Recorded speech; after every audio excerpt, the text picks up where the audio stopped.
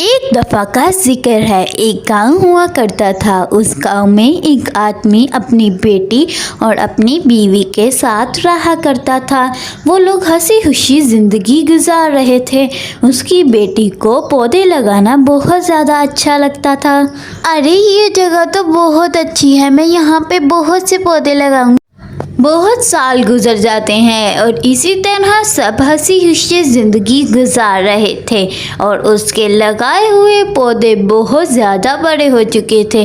لیکن ایک دن اس کے ابا جان کے کپڑوں کی دکان میں آگ لگ جاتی ہے۔ اس کے ابا جان بہت زیادہ پریشان ہوتے ہیں اور پھر وہ گھر جا کر پریشانی سے بیٹھ جاتے ہیں۔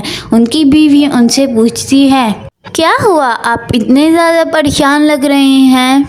ارے میں کیا بتاؤں، میرے کپڑوں کی دکان کو آگ لگ چکی ہے، لیکن اب مجھے کچھ سمجھ نہیں آ رہا، سارے کپڑے جل چکے ہیں، میں کیا کروں؟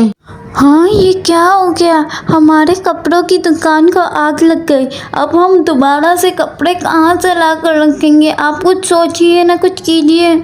پریشان ہونے کی کوئی ضرورت نہیں ہے، پنکی نے جو پودے لگائے تھے اب وہ بڑے ہو چکے ہیں، ان کے پھل کو میں بیچ کر دکان میں نئے کپڑے لا کر رکھوں گا۔